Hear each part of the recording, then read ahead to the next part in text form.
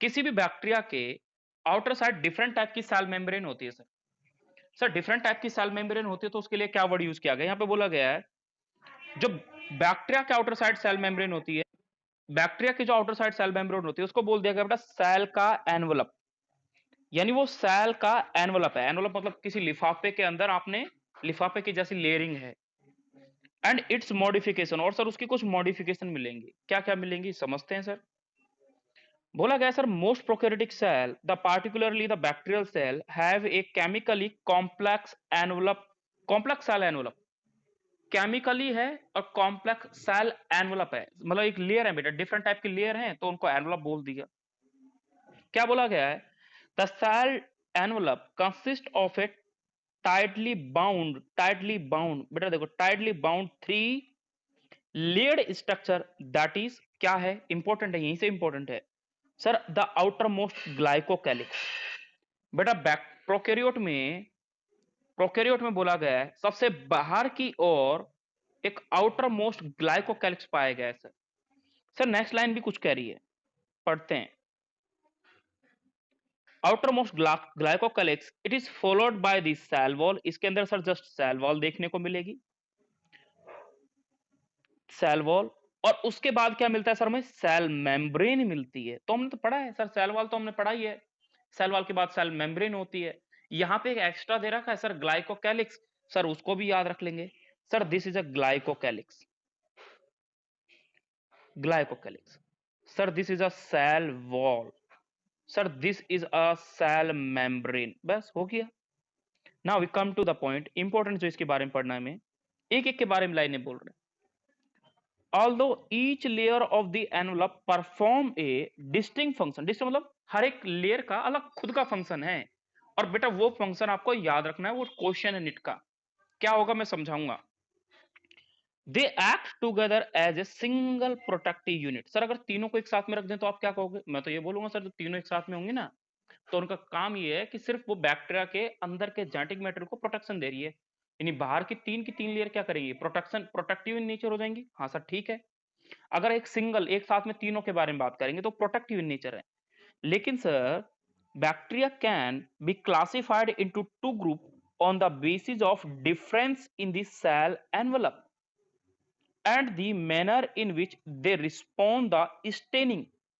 Staining का mean यहां पर क्या हुआ, आगे थोड़ा पढ़ लेते हैं। इस प्रोसेसर डेवलप बाय ग्राम, एक साइंटिस्ट का नाम है ग्राम। इस साइंटिस्ट ने कुछ स्टेन लिए, स्टेन मतलब कलर लिए बेटा, जैसे सैफ्रानिन। सैफ्रानिन क्या होता है? एक पिंक कलर देने वाला कंपोनेंट होता है। अगर मान लो दो तरह के बैक्टीरिया होते हैं, यहां पे आगे लिखा हुआ है ऐसे, those that take up Gram stain, take up Gram stain are called Gram positive and those that do not take up the Gram staining are Gram negative bacteria. मैं समझा रहा हूं, समझे बेटा क्या चीज है। ग्राम स्टेनिंग क्या है? ग्राम स्टेनिंग में होता क्या है वो चीज मैं समझा रहा हूं। स्टेनिंग का मतलब होता है कलर देना। ग्राम साइंटिस्ट का नाम है तो नाम ही रख दिया ग्राम स्टेनिंग। इसमें क्या किया बेटा, बैक्टीरिया ना अलग अलग टाइप के होते हैं। एक होता है सारे बैक्टीरिया, जैसे आपने चार टाइप के बैक्टीरिया देखे, बैसिलस और बैसिलस, बैसिलस कोकाई और vibrio and last one is a spiral. ये चार देखें बेटा। इनमें से होता क्या है कि जब इन बैक्टीरियाओं में ग्राम स्टेनिंग की जाती है तो कुछ कलर दिया जाता है। जो भी अगर ग्राम स्टेनिंग करा मान लो, और ग्राम स्टेनिंग होने के बाद कुछ बैक्टीरिया आपको वॉयलेट कलर के दिखेंगे, कुछ बैक्टीरिया आपको वॉयलेट कलर के दिखेंगे। सर जब वो बैक्टीरिया हमें वॉयलेट कलर के दिखेंगे तो उस कंडीशन में हम क्या बोलेंगे? अगर वो बैक्टीरिया वॉयलेट कलर के दिखेंगे तो उस कंडीशन में इन्होंने ये बोल दिया कि वो जो बैक्टीरिया अगर वॉयलेट कलर के दिख रहे हैं, इसको वॉयलेट समझे कि ये वॉयलेट कलर के बैक्टीरिया दिख रहे हैं, और कुछ बैक्टीरिया पिंक कलर के दिखेंगे और कुछ बैक्टीरिया पिंक कलर के दिखेंगे।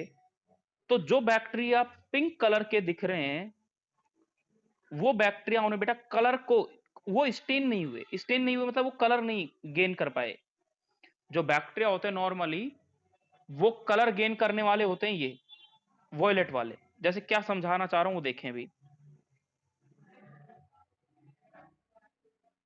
एक वर्ड बोला गया कॉमनली कि भाई बैक्टीरिया के अंदर जो बैक्टीरिया वॉयलेट कलर को गेन कर लेते हैं वो बैक्टीरिया कहलाते हैं gram positive bacteria. Positive bacteria sir उनको ग्राम पॉजिटिव बैक्टीरिया बोलते हैं। और जो वॉयलेट कलर गेन नहीं करते, यानी वॉयलेट के अलावा जो दूसरा कलर गेन करते हैं उनको बोलते हैं ग्राम नेगेटिव बैक्टीरिया। तो बस ये दो, इसका आप स्क्रीनशॉट ले सकते हो समझने के लिए कि सर ग्राम स्टेनिंग क्या है। ग्राम स्टेनिंग वो है जिसमें कुछ बैक्टीरिया वॉयलेट कलर देंगे, और सर जब वो वॉयलेट कलर देंगे तो उनको बोला जाता है ग्राम पॉजिटिव कलर, तो ग्राम पॉजिटिव बैक्टीरिया। और सर जो पिंक कलर देंगे उनको बोला जाता है ग्राम नेगेटिव बैक्टीरिया। वो नेगेटिव होते हैं क्योंकि वो कोई कलर नहीं देते। ठीक है, बैक्टीरिया में पिंक को कोई कलर कंसीडर नहीं करते। जब माइक्रोस्कोप के नीचे देखते हो आप स्लाइड बनाने के बाद, ग्राम स्टेनिंग करने के बाद, तो आधे बैक्टीरिया जो ग्राम पॉजिटिव होंगे ना बेटा, वो आपको वॉयलेट वॉयलेट कलर के दिखेंगे, जामुनी कलर के, बैंगनी कलर के दिखेंगे। और जो बैक्टीरिया ग्राम नेगेटिव बैक्टीरिया होते हैं वो आपको, जैसे गोनोकोकस हो गया, मेनिंजोकोकस हो गया, इस टाइप के बहुत सारे बैक्टीरिया होते हैं। ये एक ग्राम नेगेटिव बैक्टीरिया है बेटा। ये ग्राम नेगेटिव बैक्टीरिया जो होते हैं, या फिर मैंने बोल दिया विब्रियो बोल दिया, है ना, सूडोमोनास बोल दिया, क्लोस्ट्रिडियम बोल दिया, ये सारे सारे ग्राम नेगेटिव बैक्टीरिया हैं। इनको जब माइक्रोस्कोप के नीचे देखेंगे तो ये आपको कैसे दिखेंगे? ये आपको बेसिकली दिखेंगे उस टाइम में ये आपको दिखेंगे पिंक कलर के। लेकिन कुछ बैक्टीरिया ऐसे हैं लाइक एज स्टेफाइलोकोकस, इंट्राकोकस और स्ट्रेप्टोकोकस। सर एक भी एग्जांपल मुझे याद करना है क्या? अभी नहीं, एक भी याद नहीं रखना अभी। तो ये सारे के सारे जो होते हैं वो वायलेट कलर देते हैं। Now we come to the और पॉइंट जिसको हमें समझना है कि ग्राम पॉजिटिव ग्राम स्टेनिंग क्या हुआ। तो आपको बेसिक याद रखना है कि एक साइंटिस्ट था जिसने कुछ कलर ऐड किया गया था, स्टेन किया, स्टेन मतलब कलरिंग की गई थी, उसके हिसाब से याद रखते हैं बेटा। हर एक पैरा यहाँ पे जो आने वाला है, एक एक पैरा नीट का क्वेश्चन है बेटा। कैसे क्वेश्चन है समझते हैं सर, क्या क्वेश्चन पूछा जाता है और क्या इंपॉर्टेंस है। सर सबसे पहली आउटर मोस्ट लेयर के बारे में मैं डिटेल करना चाह रहा हूं सर, उसका नाम है ग्लाइकोकैलिक्स।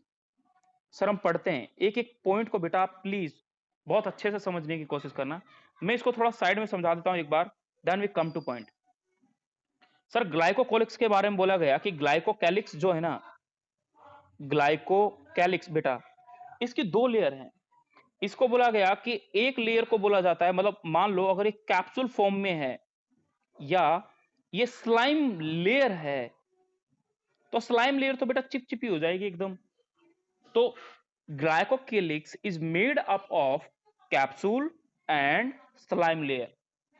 इसमें से ये बोला जाता है कि ये बने होते हैं बेटा दोनों के दोनों पॉलीसैकेराइड के। Polysaccharide, polysaccharide like as a peptidoglycan. Peptidoglycan biomolecule में मैंने बताया होगा कि पेप्टाइडोग्लाइकेन जो होता है वो बैक्टीरियाओं में पाया देखने को मिलता है, पॉलीसैकेराइड होता है। तो इसको बोला था ये पॉलीसैकेराइड एक्चुअली नहीं होता, नाम इसका होता है म्यूकोपॉलीसैकेराइड। म्यूकोपॉलीसैकेराइड इस टाइप से नाम बोलते हैं। दूसरा, अब कैप्सूल के बारे में बोला गया कि कैप्सूल क्या है। सर कैप्सूल के बारे में कुछ लाइनें मिलेंगी कि capsule is responsible for giving gummy and sticky character to the cell wall. जैसे ये लाइन हमें मिलेगी, हम उस पॉइंट में चलते हैं। पहली सबसे आउटर मोस्ट लेयर के बारे में सर हम जब डिटेल करेंगे तो हम ये डिटेल करेंगे ग्लाइकोकैलिक्स के कुछ इंपॉर्टेंट पॉइंट क्या है। The glycocalyx is differ in the composition. Composition मतलब बेटा वो बनी होगी किसी दूसरी चीज की। सर इसकी thickness among the different bacteria, her bacteria में अलग अलग टाइप से होगी, कोई कोई डिफरेंट डिफरेंट टाइप के केमिकल का सिक्रेशन करेगी। इट कुड बी, देखो वर्ड बेटा ये क्वेश्चन है। ग्लाइकोकैलिक्स सर दो टाइप की है, एक मैंने बोला था अभी स्लाइमी लेयर, वो स्लाइमी लेयर ये लिखा हो बेटा। दूसरी लेयर मैंने बोला था बेटा कैप्सूल टाइप की होगी, ये रहा बेटा कैप्सूल। सर अगर स्लाइमी नाम से ही पता चल रहा है कि सर ये जो है थोड़ी चिपचिपी टाइप की होगी, तो sir it could be a loose sheath. बेटा अंडरलाइन करना लूज सीथ को, सीथ मतलब लेयरिंग सर, सीथ यानी loose sheath is called a slime layer in some, जबकि while in the other it may be thick and tough। Sir loose sheath को बोलते हैं slime layer और thick and tough को बोलते हैं सर कैप्सूल। ये याद रखना है मुझे। क्या मुझे पूरी लाइन याद रखनी? नहीं, नहीं पढ़ना पूरी लाइनें। हम ये पढ़ेंगे ग्लाइकोकलेक्स जो होता है उसकी कंपोजिशन और थिकनेस जो होती है सर अलग अलग होती है हर एक बैक्टीरिया के अंदर। ऐसा बोला गया है कुछ बैक्टीरिया में स्लाइम लेयर पाई जाती है सर। सर स्लाइम लेयर जो होती है वो लूज शीथ होती है। और सर अगर कैप्सूल की बात करेंगे तो कैप्सूल कैसा होगा सर? मोटा होगा, थिक होगा थोड़ा, और सर टफ होगा। तो जब भी कैप्सूल की बात की जाए ग्लाइकोकैलिक्स के रिस्पेक्ट में तो आप बोलोगे sir it is a thick and the tough part. और कैप्सूल और जब स्लाइम लेयर की बात करोगे तो आप बोलोगे sir it is a loose sheath. That's it. Now बेटा second layer, the second layer it is a cell wall. हमने सबसे बाहर की लेयर के बारे में बात कर लिया। अब इनर लेयर के बारे में बात कर रहे हैं। The cell wall determine the shape of the cell. बेटा किसी भी सेल का, किसी भी प्लांट या बैक्टीरिया की जो सेल होती है ना, उसका जो शेप दिया जाता है वो शेप दिया जाता है किसके द्वारा? सेल वॉल के द्वारा। आपसे पूछा जाएगा कि शेप ऑफ द सेल, ये क्वेश्चन है, shape of the cell and provide a strong structural support to prevent the bacterium from bursting. फट जाएगा बैक्टीरिया या उसको कोलैप्स होने से बचाने का काम बेटा किसका होता है? तो आप बोलोगे सर सेल वॉल का काम होता है। ये सेल वॉल बेटा इलास्टिक टाइप की होती है। मान लो अंदर की साइड ज्यादा फ्लूइड भर गया तो सेल स्ट्रेच कर जाएगी, फटेगी नहीं लेकिन ब्रस्ट नहीं होगी। या फिर सर मान लो सेल में फ्लूइड ज्यादा बाहर एक्सक्रीशन हो गया उसका, तो सर वो सेल कोलैप्स कर जाएगी लेकिन वो कोलैप्स नहीं करती। क्यों नहीं करती? सर सेल वॉल की वजह से। क्योंकि सेल वॉल ने उसको एक शेप दिया सर, और सर प्रोवाइड करी कुछ strong structural support. That's a point बेटा, माइंड इट। नाउ बेटा third layer that is a plasma. The plasma membrane is selectively permeable in nature. Sir क्या है सेलेक्टिवली परमिएबल? पता नहीं है हमें, जानते हैं बेटा। ये एक मेम्ब्रेन है बेटा, इस मेम्ब्रेन का नाम है सेल मेम्ब्रेन। ये एक सेल मेम्ब्रेन है सर। सर इस सेल मेम्ब्रेन में बोला गया, मान लो ये एक साइड है ए और ये बी साइड है। मैंने बोल दिया सर इधर की साइड ना सॉल्यूट है, इधर की साइड ये सॉल्यूट है, सॉरी सॉल्यूट।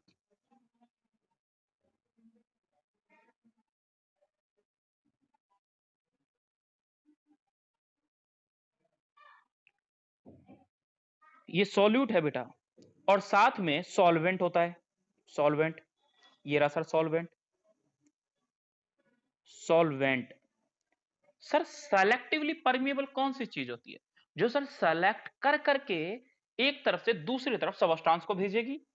लाइक एज ये जो सेल मेम्ब्रेन है बेटा, यहां पर ये सेल मेम्ब्रेन इस टाइम पे क्या करेगी? इस टाइम पे ये करेगी कि हर चीज को सेलेक्ट कर करके ए साइड से बी साइड भेजेगी।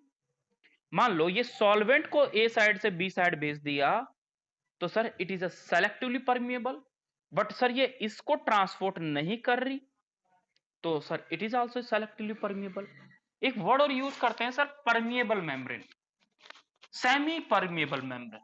सेमी परमिएबल मतलब आधी, आधी परमिएबिलिटी है उस मेम्ब्रेन में, आधी परमिएबिलिटी है कि वो सिर्फ सॉल्वेंट सॉल्वेंट को जाने देगी, सॉल्यूट को नहीं जाने देगी।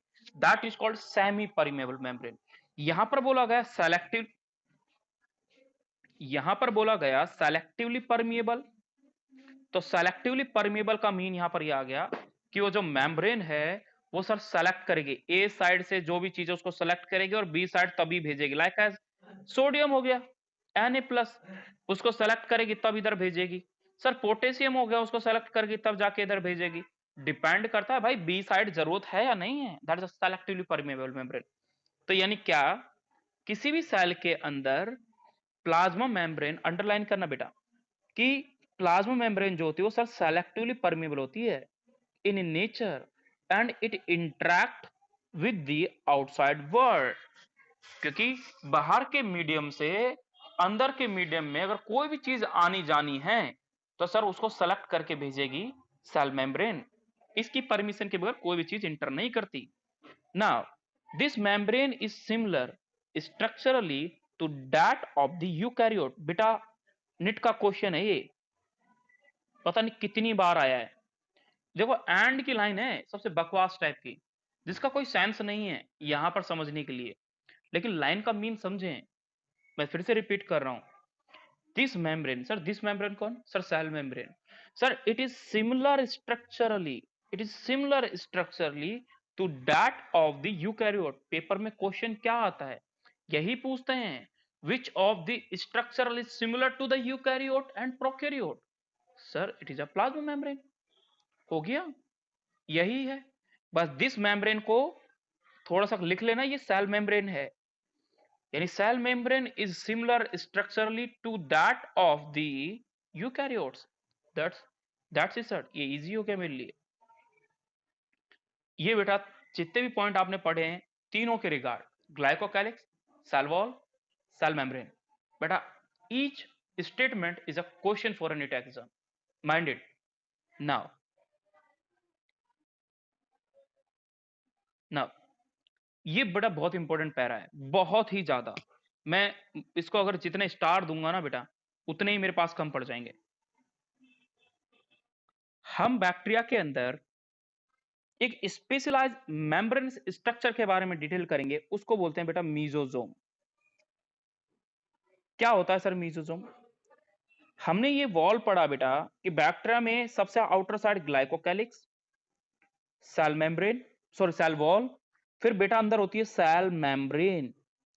सर जब सेल मेम्ब्रेन, यही सेल मेम्ब्रेन अगर सर, यही सेल मेम्ब्रेन अगर अंदर की ओर धंस जाए, अंदर की ओर झुकने लगे और सर ऐसे कैप्सूल लाइक स्ट्रक्चर बनाए, ये अंदर की ओर मुड़ जाए और ऐसे कैप्सूल लाइक स्ट्रक्चर बनाए, sir this structure is known as a mesosome. Mesosome, sir ये मीजोजोम का कोई फंक्शन होगा क्या? हाँ बेटा वही तो इंपॉर्टेंट है। मीजोजोम क्या है? मीजोजोम बोलते हैं sir infolding of, infolding of cell membrane. Sir cell membrane की जब फोल्डिंग होने लगती है ना, जब सिकुड़ने लगती है, जब घड़ी सी कर दी उसकी हमने, sir this is known as a mesosome. Mind it बेटा, the mes what is the mesosome? First word बोलोगे sir infolding of cell membrane is known as a mesosome. Anyone want to know about that? You start that line. That's our infolding of cell membrane is a mesosome. That's it. Now, now बेटा बहुत ही important है ये, please focus करके important करके पढ़ना है इसको। क्या बोला गया? The cell membrane, the special membranous structure is the mesosome sir, which is formed by the extension of the plasma membrane. If I change this word, that is a cell wall, that is a incorrect statement. Mind it, sir, this is a plasma membrane into the cell, cell के अंदर होता है। Sir, these extension are in the form of, sir ये extension अगर होगी ना तो ऐसा होगा बाद में, या तो ये वेसिकल बना देगी, सर डिफरेंट टाइप की वेसिकल बनती है, या सर ट्यूब्यूल बना देगी। वेसिकल मतलब समझ रहे हो, ऐसे गोल गोल चीजें वेसिकल बना देगी, या सर ट्यूब्यूल बना देगी, ऐसे ट्यूब लाइक स्ट्रक्चर का फॉर्मेशन कर देगी, या सर ये लैमेले बना देगी, कुछ इस टाइप की मेम्ब्रेन बना देगी, कुछ टाइप की इस टाइप की मेम्ब्रेन बना देगी। Sir these are the lamellae. Lamellae मतलब लेयर, एक के ऊपर एक, एक के ऊपर ऐसे। तो सर तीन स्ट्रक्चर का फॉर्मेशन होता है। मीजोजोम का जब एक्सटेंशन होगा ना तो सर तीन चीजें बनेगी। एक वर्ड लिख रहा हूं बेटा यहाँ पे, माइंड माइंड करना थोड़ा, ला टू वे, sir L A for lamellae, sir T U for tubule, sir V for vesicle. तो ऐसे याद रखना है कि जब मीजोजोम यानी सेल मेम्ब्रेन की जब एक्सटेंशन होते हैं, तो जब मीजोजोम बनता है तो सर वो कुछ स्ट्रक्चर बनाता है लातुवे। लातुवे क्या है सर? ला फॉर लैमेले, टू फॉर ट्यूब्यूल और वी फॉर वेसिकल, तो लातुवे। ठीक है, ऐसे याद रखना है इसको। नाउ आगे बोला गया है, ऐसा क्वेश्चन आएगा, विच of the following is not an extension of the mesosome, तो आपको इनकरेक्ट बताना होगा, इसलिए मैं बोल रहा हूँ लातुवे याद रखना है। दे हेल्प इन, ये क्या इंपॉर्टेंट होता है बेटा? They help in cell wall, cell wall formation. देखो बेटा सबसे इंपॉर्टेंट चीज क्या हुआ, पहली लाइन ही बोल दी सर, सेल वॉल के फॉर्मेशन के लिए इनका रोल होता है। तो मीजोजोम का कहां रोल है सर? पहला वर्ड, सेल वॉल फॉर्मेशन के लिए मीजोजोम रिस्पॉन्सिबल होता है। जब बैक्टीरिया में जो सेल वॉल बनेगी ना बेटा, उसके लिए मीजोजोम रिस्पॉन्सिबल होता है। दूसरी चीज सर, उसके अंदर जो डीएनए का रेप्लिकेशन होता है उसके लिए कौन रिस्पॉन्सिबल? सर मीजोजोम रिस्पॉन्सिबल होता है। Sir distribution of daughter cell उसके लिए कौन रिस्पॉन्सिबल? सर मीजोजोम रिस्पॉन्सिबल होता है। All these point are most important for that. If anyone want to know about that which of the following is a characteristic of mesosome, sir हम बोलेंगे cell wall का formation, sir DNA का replication, और sir distribution of daughter cell. ये सारा का सारा काम जो करता है वो कौन करता है? वो मीजोजोम करता है सर। बहुत इंपॉर्टेंट है बेटा। और उससे भी इंपॉर्टेंट एक और लाइन आ गई, क्वेश्चन है बेटा, ये बहुत इंपॉर्टेंट, बहुत फ्रिक्वेंटली आस्क्ड क्वेश्चन है। They also help in respiration, secretion process, and to increase the surface area of the plasma membrane and some enzymatic content। बेटा each word प्लीज याद रखना है, क्वेश्चन है। सर मीजोजोम के अंदर कौन कौन सी प्रोसेस चल रही होती है? सर मीजोजोम के अंदर रेस्पिरेशन चल रहा है, हाँ बेटा ठीक है। सर मीजोजोम के अंदर सीक्रेशन की भी प्रोसेस चल रही है, हाँ बेटा ये भी ठीक है। सर मीजोजोम क्या हो गया? सिंपल सी चीज है, इधर देखें, एक कोई चीज ऐसे है सर, ये प्लान चीज है, एक चीज ऐसे ऐसे फोल्ड होके बन गई बेटा, ये इनफोल्डिंग हो गई बेटा, यहां पर इनफोल्डिंग। सर इनफोल्डिंग होगी तो यहां पे सरफेस एरिया इंक्रीज हुआ नहीं हुआ? ये देखो, ये तो एक सिंगल ऐसे थी, अब ये इसकी जगह सर ऐसे फोल्ड हो रही, तो सरफेस एरिया इंक्रीज होगा नहीं होगा? हो गया सर सरफेस एरिया इंक्रीज। तो सर मीजोजोम सरफेस एरिया भी इंक्रीज करता है, mind it. And again enzymatic content, कुछ भी चीज होगी तो उसके लिए एंजाइम जो होंगे वो कहां पाए जाएंगे? सर मीजोजोम में पाए जाएंगे। दैट्स अ पॉइंट बेटा। जितनी भी लाइनें पढ़ रहे हैं ना, एज इट इज नेट का क्वेश्चन है, विच of the following activity will occur inside mesosome? Sir respiration होती है, सर सिक्रीशन होता है, sir increase the surface area of the plasma membrane, sir enzymatic content भी उसके अंदर पाया जाता है। सर और भी कुछ फंक्शन होते हैं मीजोजोम के? हाँ सर, सेल वॉल का फॉर्मेशन, सर डीएनए का application, sir distribution of daughter cell. As it is याद रखने बेटा, नो चेंज इन दिस। एक वर्ड को मिस नहीं करना आपके माइंड से, हर एक को एज इट इज रटना है। नाउ आगे लिखा हुआ है, इन सम प्रोकैरियोट लाइक साइनोबैक्टीरिया। पता नहीं कितनी बार पूछा हुआ है ये क्वेश्चन, पता नहीं कितनी बार, बहुत बार। इन cyanobacteria there are other membranous extension into the cytoplasm, it is called chromatophore। बहुत बार पूछा है बेटा, बहुत बार। मेरे पास वर्ड नहीं है इसको एक्सप्लेन करने के लिए कितनी बार रिपीट हुआ है, but this is the most important word. आपने अभी पढ़ा है सर, बैक्टीरिया के अंदर तो मीजोजोम पाया जाता है, लेकिन बेटा साइनोबैक्टीरिया एक ऐसा बैक्टीरिया है जिसके अंदर क्रोमेटोफोर पाया जाता है। Sir which contain pigment? Sir जो कलर कंटेन करता है, तभी तो साइनोबैक्टीरिया और ब्लू और ग्रीन कलर का दिखता है।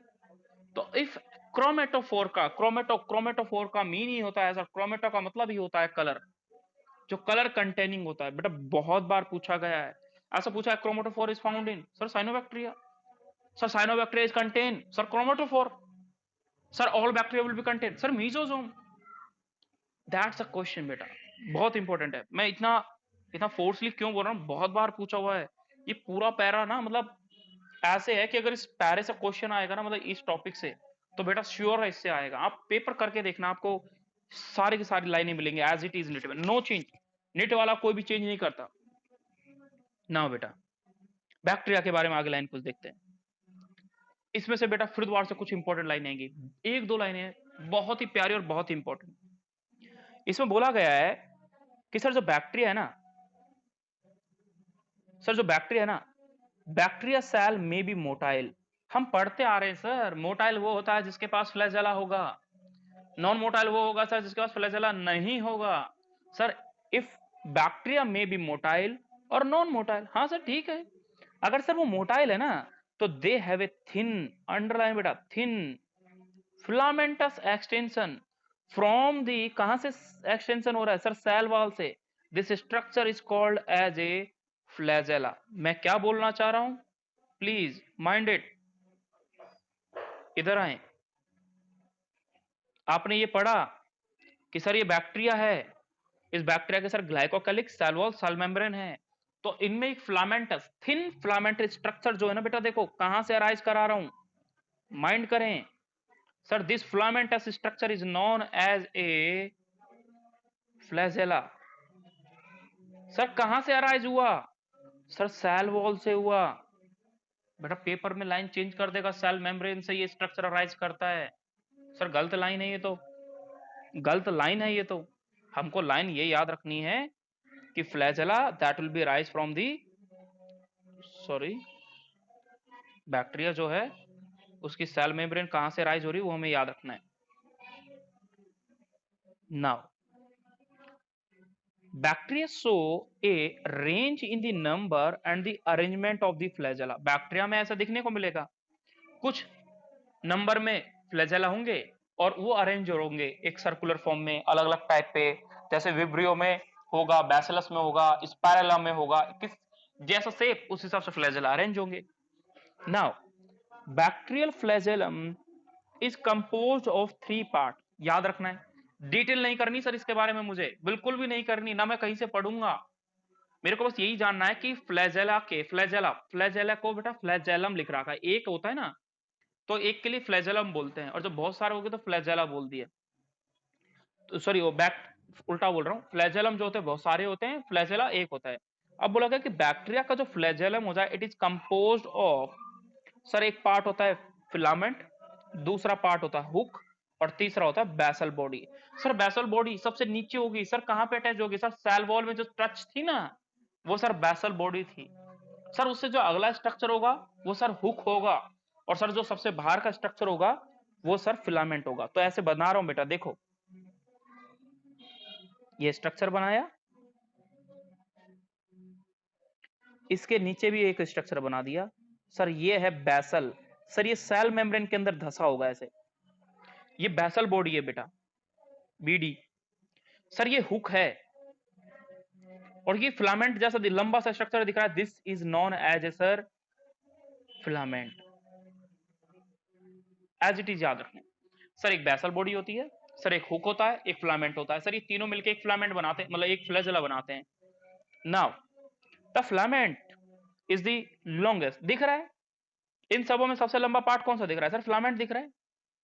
सर बीडी बेसल बॉडी कहां है? सर वो अंदर एम्बेडेड है।